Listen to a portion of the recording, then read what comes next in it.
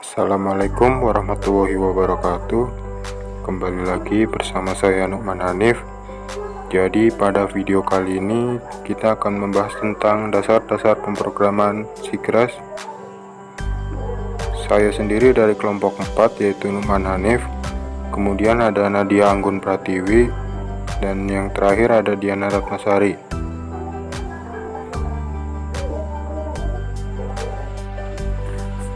Untuk yang pertama, di sini kita akan membahas tentang perintah mencetak karakter. Untuk langkah yang pertama, di sini kita bisa buka Visual Studio 2019, kemudian klik kanan Run as Administrator.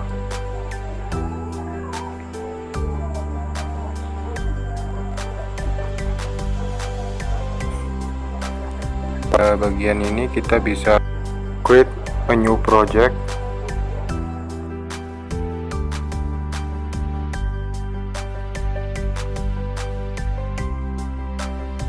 Di sini kita pilih console application. Kemudian next saja.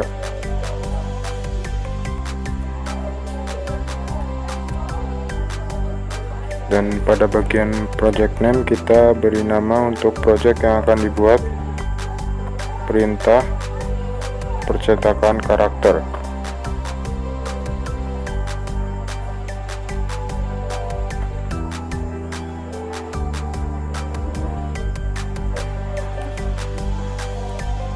Kemudian kita next.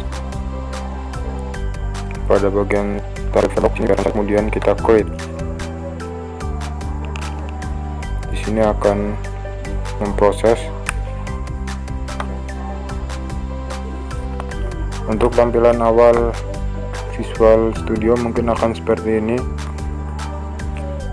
Di sini ada using, seperti using system collection generic dan lain-lain. Using sendiri digunakan untuk membantu compiler kelas yang sedang digunakan pada aplikasi. Jadi keyword using itu untuk memberitahu compiler kelas. Di bawahnya ada namespace. Namespace itu digunakan untuk mendeklarasikan ruang lingkup yang dibuat dari kelas. Kemudian ada kelas. Kelas itu jadi setiap kita membuat sebuah program, kita itu harus membungkus fungsi dan variabel di dalam kelas. Sementara ada static void. Static void di sini menunjukkan suatu metode. String X digunakan untuk sebuah argumen sementara. Tipe argumen yang akan diterima sebagai parameter. Untuk perintah yang digunakan di sini ada console write dan juga nanti ada console write line.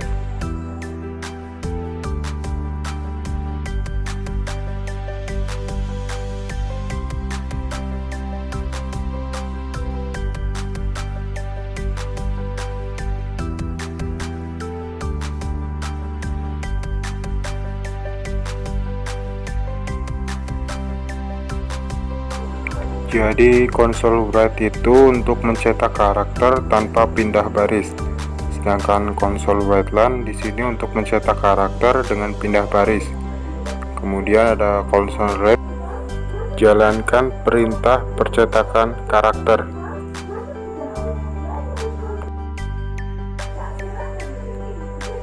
Untuk hasilnya di sini ada cetak karakter tanpa pindah baris. Ada juga cetak karakter dengan pindah baris. Saya sudah pindah baris. Jadi di sini perbedaan antara console write dengan console write line itu, kalau console write itu untuk mencetak karakter tanpa pindah baris, sedangkan console write line sendiri itu untuk mencetak karakter dengan pindah baris. Sekian untuk penjelasan yang pertama. Jadi pada video yang kedua kali ini kita akan bahas tentang perintah masukan. Seperti biasa di sini kita bikin project name-nya terlebih dahulu. yaitu perintah masukkan.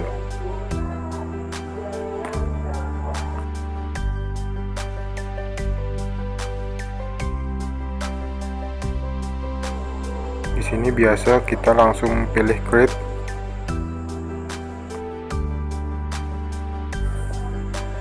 Di sini kita tulis terlebih dahulu ya, perintah masukkan.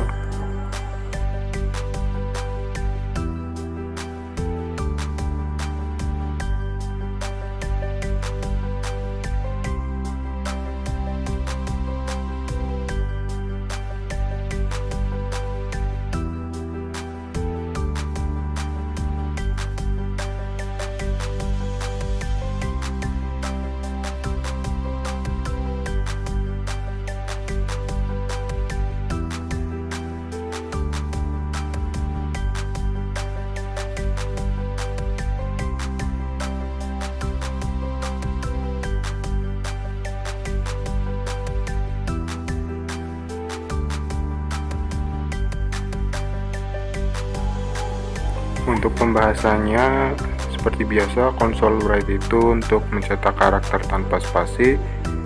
Kemudian ada slash t itu untuk memberikan sebuah tab. Yang baru di sini ada string nama. String nama itu tipe data string pada variabel nama. Kemudian ada console readline. Console readline itu untuk perintah untuk memasukkan user.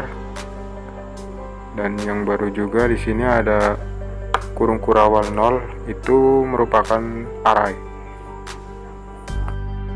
Untuk hasil programnya di sini kita masukkan nama Anda, misalkan angkasa, nanti akan tampil nama Anda adalah angkasa.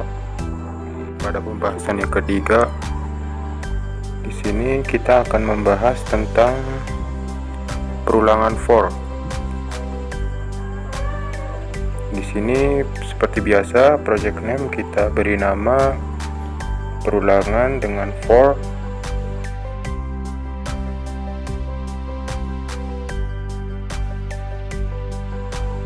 Kemudian kita create.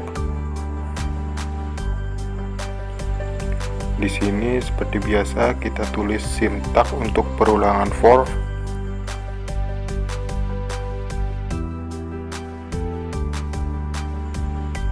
Jadi sintak perulangan for itu yaitu ada for, kemudian kita bisa kasih nilai awal, titik koma kondisi, titik koma increment ataupun decrement. Kemudian yang selanjutnya ada statement yang akan diulang.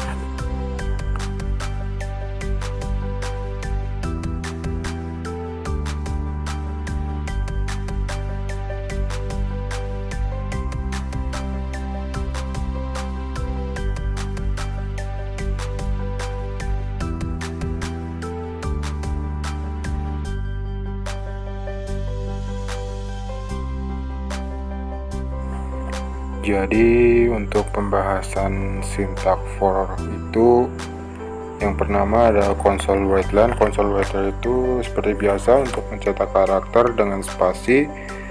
Kemudian pada for kurung buka int sama dengan 1, titik koma poin kurang dari 10, titik koma poin plus plus tutup kurung, itu merupakan sintak penulisan perulangan for, di mana nilai awal poin diberikan 1 dengan tipe data integer, kemudian diberikan kondisi jika kurang dari atau sama dengan 10 maka poin bertambah 1 plus plus.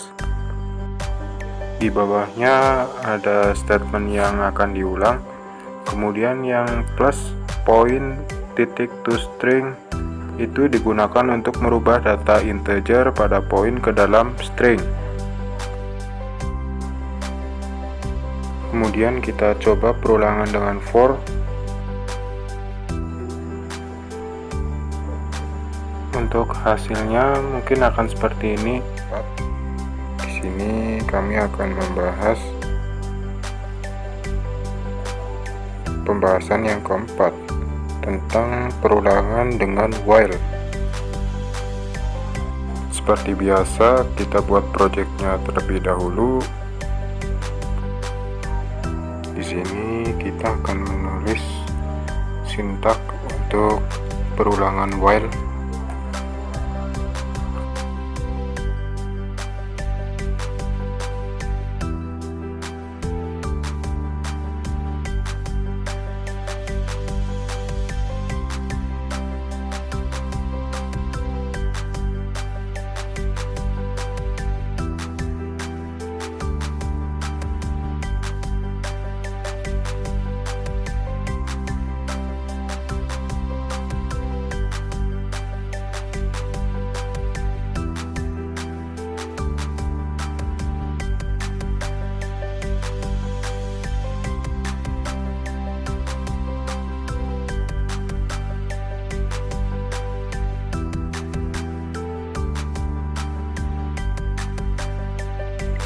Pembahasan perulangan while.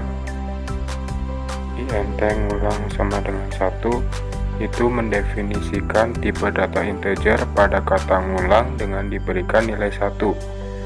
Kemudian ada while ngulang kurang dari sama dengan 4, console writeline ngulang lagi.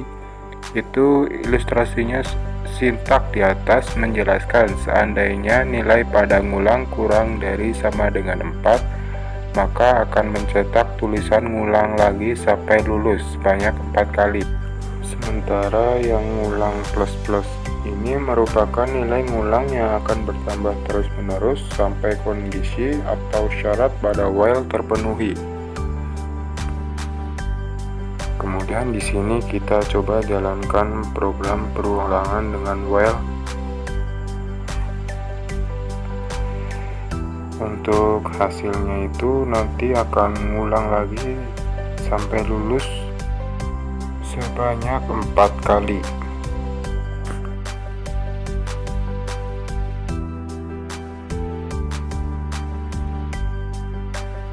Untuk pembahasan yang keempat, jadi pada pembahasan kali ini kita akan membahas tentang perulangan menggunakan do while.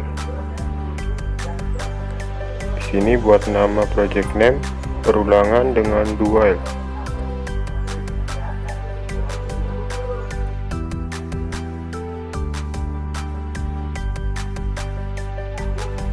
Selanjutnya kita buat projectnya.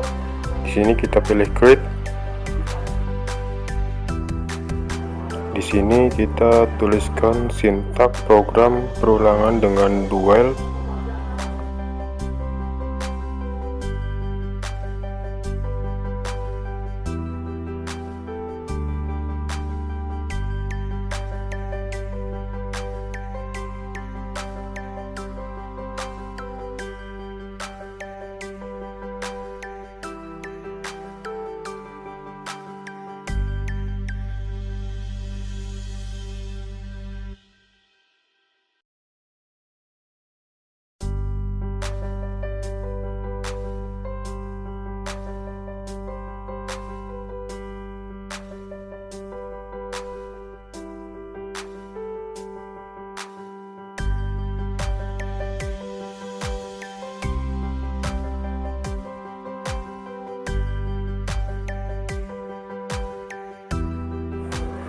Untuk pembahasannya, int ngulang sama dengan 1 mendefinisikan tipe data integer pada kata ngulang dengan diberikan nilai 1.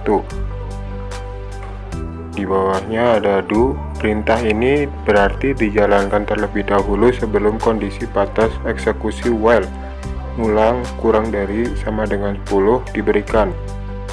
Untuk hasil tampilan perulangan do while, di sini kita bisa langsung jalankan,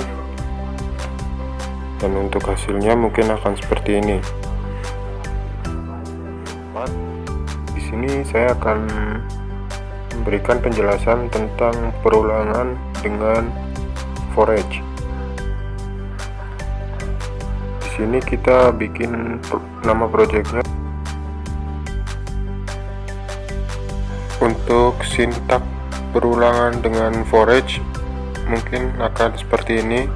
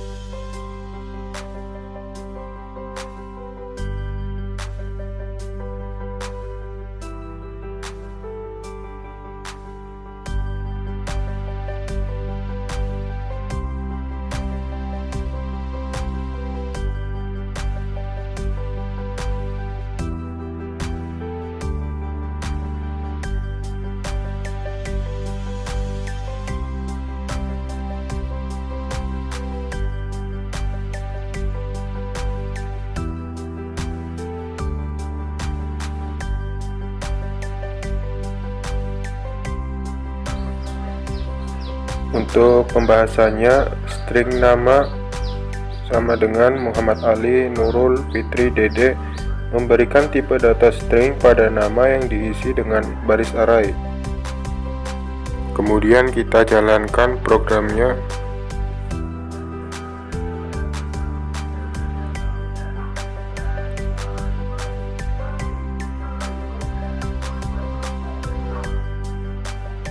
Program akan seperti ini hasilnya.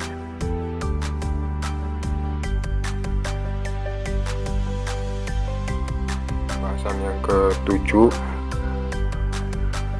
Di sini saya akan membahas tentang kondisi if else. Seperti biasa, di sini kita bikin project name-nya terlebih dahulu.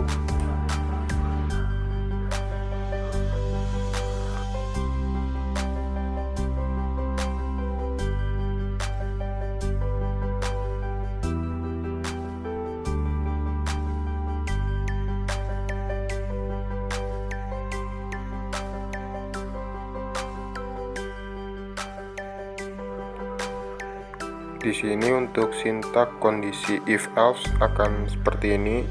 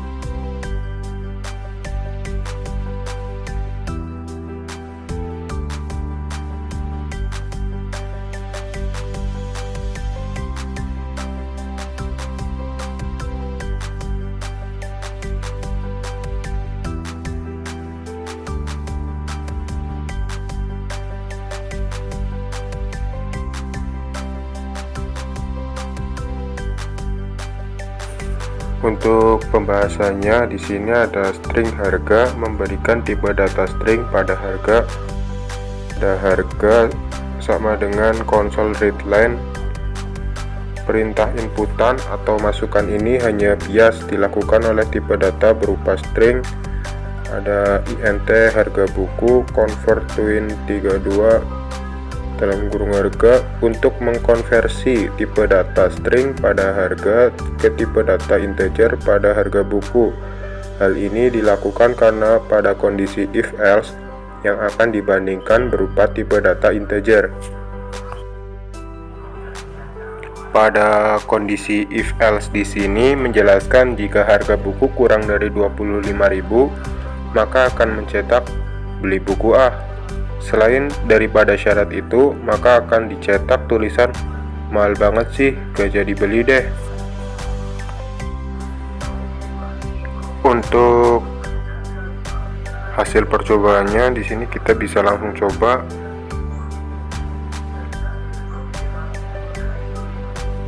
Di sini kita coba masukkan harga buku kurang dari 25.000. Nanti itu hasilnya beli buku A.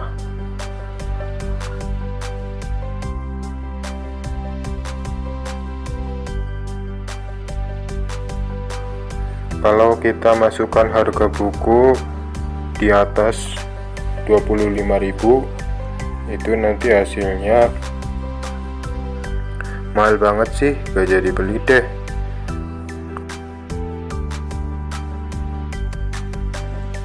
Oke teman-teman, selanjutnya kita akan masuk ke coding 8, yaitu tentang Sweetcast. Sebelum kita mulai coding 8, kita akan klik file, new, kita klik project, artinya kita new project. Selanjutnya kita pilih console application pada C dan kita klik next. Pada bagian project name kita tulis project Sweetcast. Setelah selesai menulis project name, kita klik next, lalu kita create. Sambil menunggu suatu program terproses, kita akan menjelaskan sedikit mengenai Sweet. Sweet itu adalah suatu pilihan.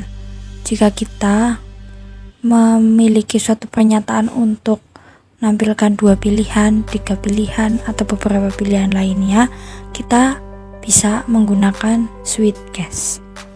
Oke, setelah tampil program pada Visual Studio, kita awali dengan menulis using system, serta ada using system.collection.generic, ada using system.link, using system.text, terus ada namespace Sweet underscore cast yang nama programnya, ada kelas statistik, terus kita langsung tulis saja string pilihan, terus ada console readline, kita tulis pilihan pertama itu ada untuk memilih teh botol, dan pilihan kedua itu untuk memilih Fanta. Selanjutnya kita tuliskan lagi console read-nya.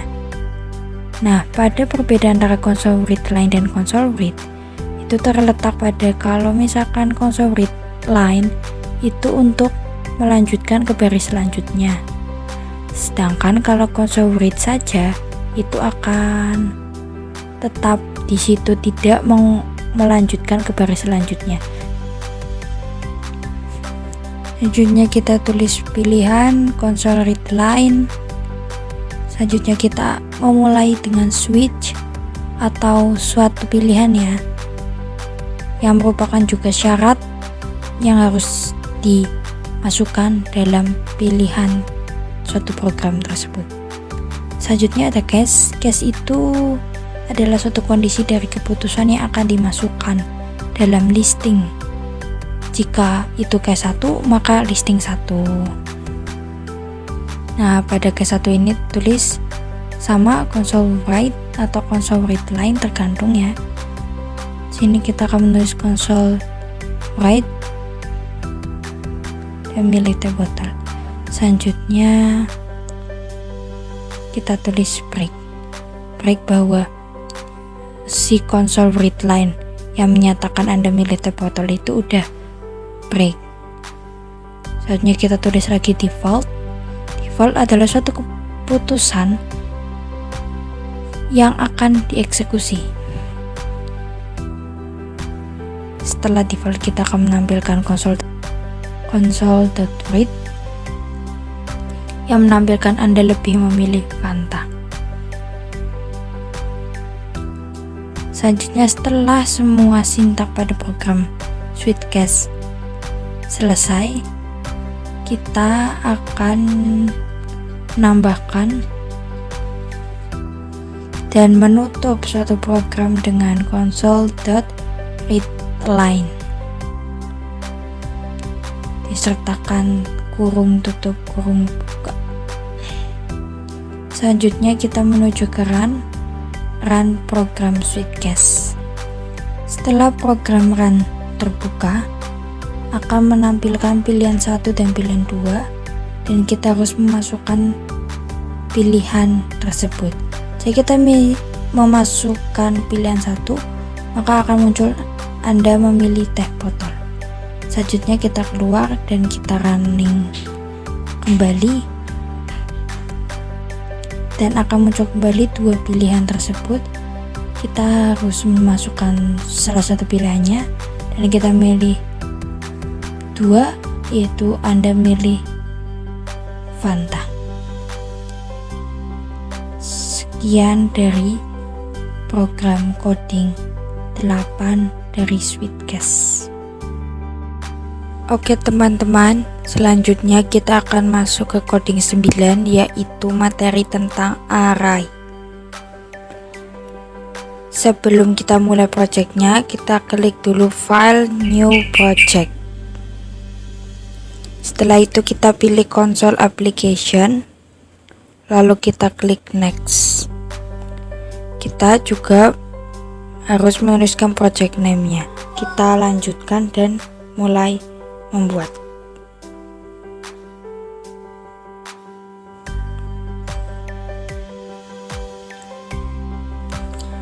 Untuk mengawalinya itu ada using system dalam suatu program dan using system lain-lainnya. Selanjutnya ada namespace, ada kelas program, static void, dan kita mulai menuliskan program array-nya. Sebelumnya, array adalah sebuah struktur data yang terdiri atas banyak variabel dengan tipe data sama, di mana masing-masing elemen variabel mempunyai nilai indeksnya. Nah, sekarang kita sedang menuliskan slash ini adalah contoh array satu dimensi, di mana pada dua slash tersebut itu mewakili suatu komentar, yang mana komentar untuk mencetak apa? Oh, untuk mencetak contoh array satu dimensi, seperti itu. Atau mungkin ada komentar lain, komentar untuk perulangan, untuk mencetak array 2 dimensi dan lain sebagainya. Selanjutnya kita akan menuliskan console.readline. Dan tujuan suatu array tersendiri itu adalah untuk menyimpan banyak data dalam variabel yang sama dan dalam satu tipe data yang sama juga. Selanjutnya kita akan masuk untuk menuliskan komentar bahwa ini adalah array 2 dimensi. Yang tadi sebelumnya adalah array 1 dimensi. Sekarang kita akan masukkan isi array 2 dimensi. Nah, sebelumnya pada komentar array 1 dimensi itu terdapat perulangan for yang terdapat array.length. Itu menyatakan bahwa berapa banyak elemen dalam suatu array tersebut.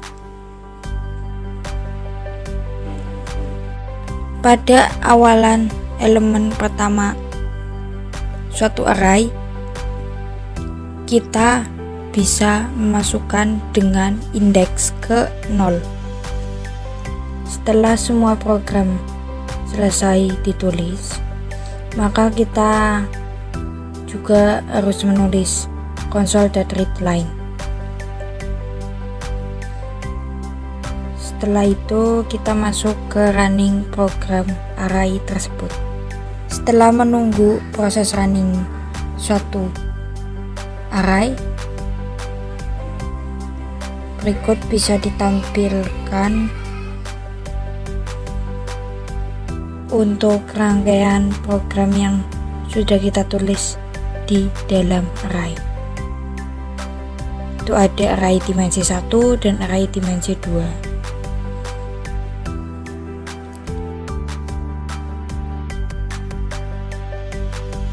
Oke teman-teman, selanjutnya kita akan masuk ke OOP. Berikut kita akan mencoba membuat suatu program kelas pada objek di OOP.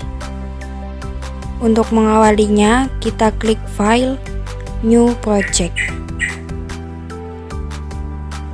Selanjutnya kita akan memilih console application dan mengklik next.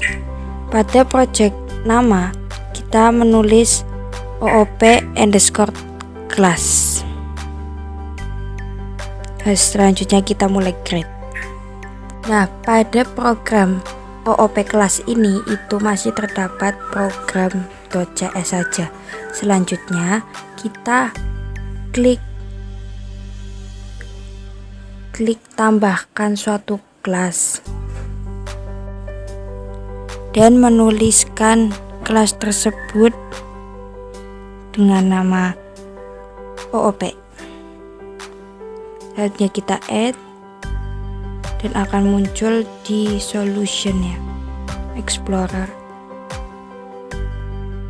Selanjutnya kita akan menuliskan sebuah script pada kelas baru. Kita akan menuju ke program.js dan kita tambahkan ada pesawat nama pesawat yang dibutuhkan itu apa, ada pesawat ketinggian itu ketinggiannya berapa, terus ada pesawat terbang. Itu untuk mengakses metode pada kelas. Setelah sudah selesai semua programnya, kita bisa menulis console.read.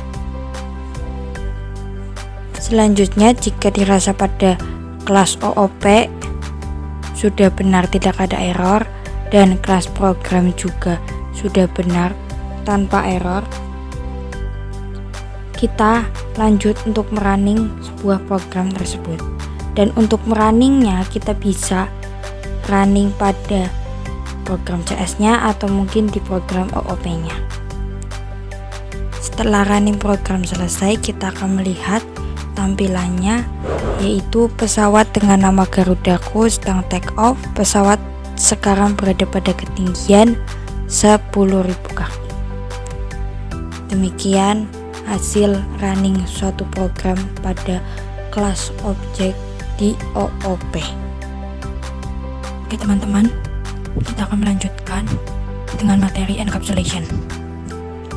Sebelumnya kita akan klik new project di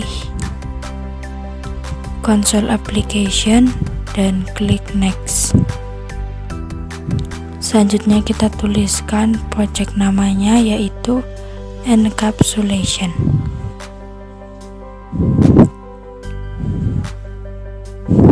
Setelah sudah, kita lanjut untuk next dan create projectnya. Sambil menunggu create project, kita akan menjelaskan tentang encapsulation. Encapsulation itu adalah sebuah metode untuk menyembunyikan elemen tertentu dari sebuah kelas. Setelah programnya sudah terbuka, maka kita lanjut untuk membuat sebuah kelas baru dengan menambahkannya pada namespace it.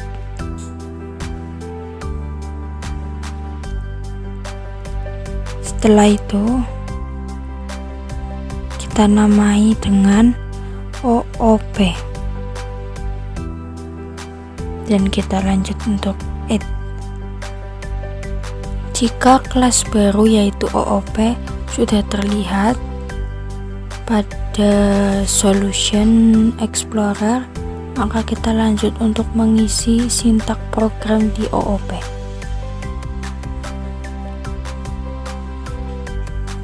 Nah, pada sintak program di OOP ini kita akan menuliskan public string nama dan private string nama, dan encapsulation ini akan membedakan untuk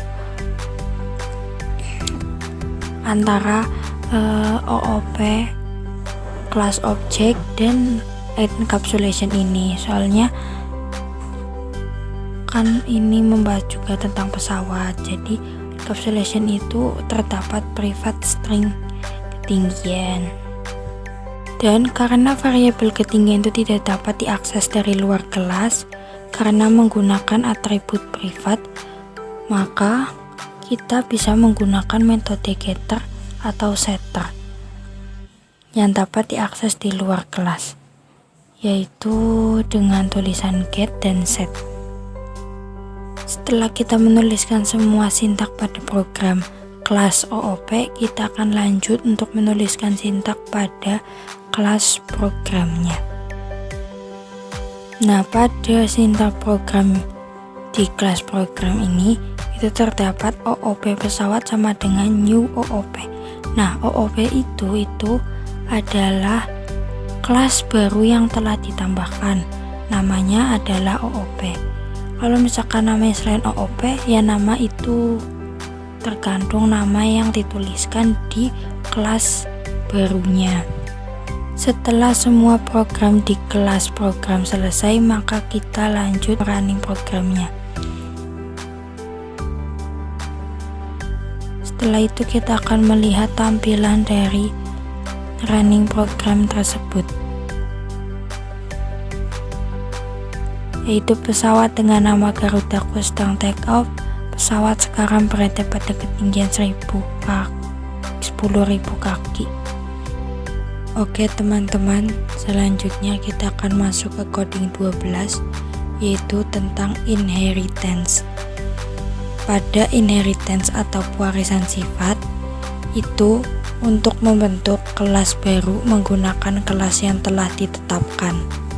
Untuk mengawalinya, kita bisa langsung memilih console application, lalu tekan next dan masukkan project namanya, yaitu sifat inheritance. Selanjutnya kita langsung membuat satu program tersebut. Selanjutnya kita langsung menambahkan kelas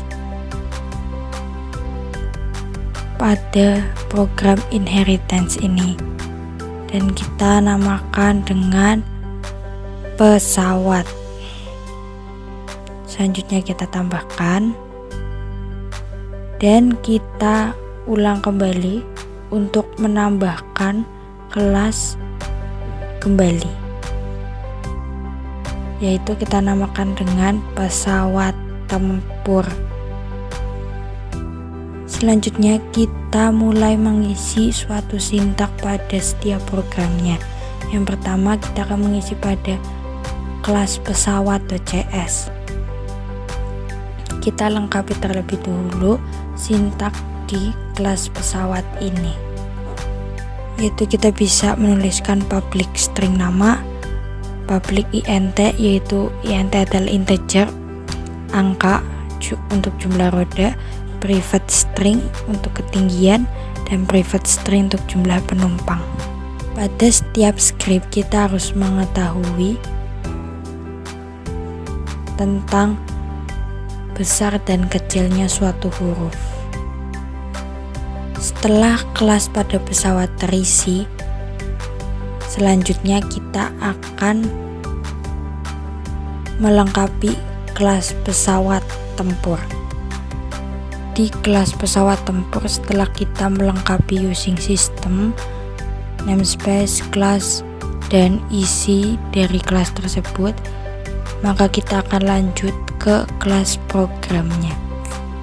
Nah, pada kelas program ini akan disebutkan suatu atribut maupun variabel dari kelas pesawat. Ada nama, jumlah roda, ketinggian, jumlah penumpang, dan lain sebagainya. Tidak hanya itu, di kelas program juga akan dipanggil metode dari suatu kelasnya. Selanjutnya, setelah semua sintak pada program sifat inheritance, yaitu ada kelas program, kelas pesawat, serta kelas pesawat tempur, itu kita langsung run programnya. Maka running program yang terlihat adalah, kita bisa melihatnya, yaitu sebagai berikut. Oke teman-teman, selanjutnya kita akan masuk ke sifat OOP yang terakhir, yaitu polimorfisme. Pada polimorfisme ini adalah suatu objek untuk mengungkapkan banyak hal melalui cara yang sama. Yang pertama yang akan dijadikan sebagai coding 13 yaitu tentang overloading. Pada metode overloading ini itu kita akan membuat dua atau lebih metode yang bernama sama, tetapi dengan jumlah atau jenis parameter yang berbeda. Oke, kita akan langsung saja mengklik file new project dan memilih console application serta menambahkan project namanya yaitu metode overloading. Selanjutnya kita langsung membuat atau create suatu programnya. Sebelum kita mengisi semua sintak pada program metode overloading, kita akan menambahkan kelas baru yang akan kita namai dengan nama data.cs. Selanjutnya kita klik add. Nah, pertama-tama kita melengkapi dulu sintak pada kelas data.cs. Pada kelas data.cs kita menambahkan public string nama dan ada public double yang berisi nomor telepon, serta ada juga public void yang mencetak string nama tersebut. Setelah semua sintak pada kelas data.cs ini, kita akan lanjut untuk mengisi kelas pada program.cs. Pada program.cs ini itu kita hanya menambahkan data baru yang akan dicetak serta kita tutup dengan console.read. Nah, setelah semua kelas pada program selesai, kita lanjut untuk merunning program pada metode overloading ini. Dan berikut adalah hasil program yang dijalankan, yaitu kita bisa lihat dengan tampilan namanya adalah serta tampilan nomor HP-nya. Oke teman-teman, selanjutnya pada metode kedua dari polymorphisme, yaitu ada metode overriding. Nah, sebelum kita lanjut ke programnya, kita terlebih dahulu mengklik file new project serta langsung memilih console application dan menambahkan project namanya. Setelah itu kita langsung membuat program dari coding 14 yaitu metode overriding. Nah, penjelasan sedikit mengenai overriding yaitu bisa digunakan oleh subclass yang dimodifikasi oleh tingkah laku serta tujuannya itu agar subclass memiliki tingkah laku yang lebih spesifik.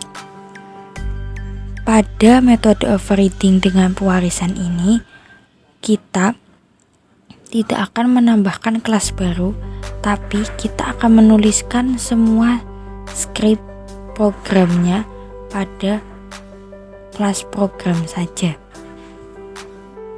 Yaitu kita bisa menuliskan dan langsung menuliskan public int integer bilangan 1, bilangan 2, terus public void bilangan integer angka 1, integer angka 2, serta ada public virtual void yaitu tentang penjumlahan dan perkalian dan lain-lain. Bahwa pada metode overriding ini kita akan menampilkan hasil penjumlahan suatu angka, hasil pengurangan suatu angka, hasil perkalian suatu angka, serta hasil pembagian suatu angka.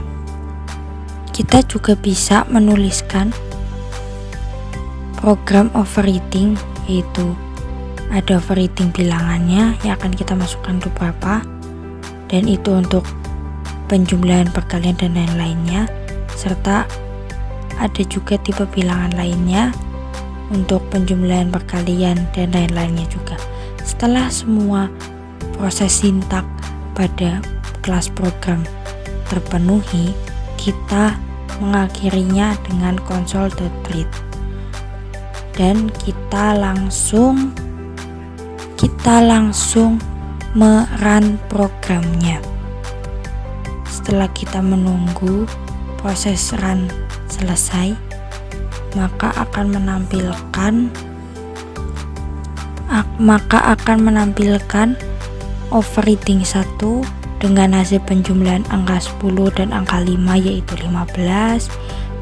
Ada hasil perkalian angka 10 dan angka 5 sama dengan 50, serta selanjutnya ada overriding yang kedua yaitu hasil pembagian angka dari 20 dan angka 5 yaitu hasilnya 4, serta ada hasil pengurangan angka 20 dan angka 5 yaitu 15. Sekian pembahasan dari kami, kurang lebihnya mohon maaf. Wassalamualaikum warahmatullahi wabarakatuh.